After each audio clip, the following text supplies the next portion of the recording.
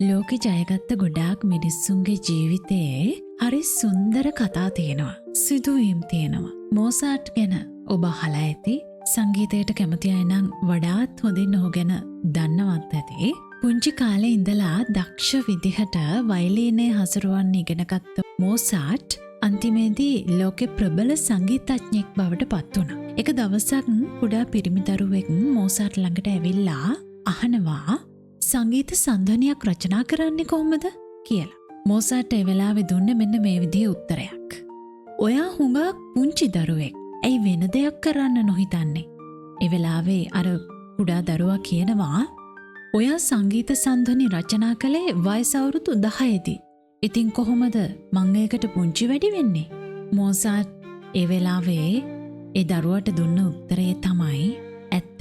ඒත් මං ඒක කරන්නේ කොහොමද කියලා කාගෙන්වත් ඇහුවේ නැහැ කියලා.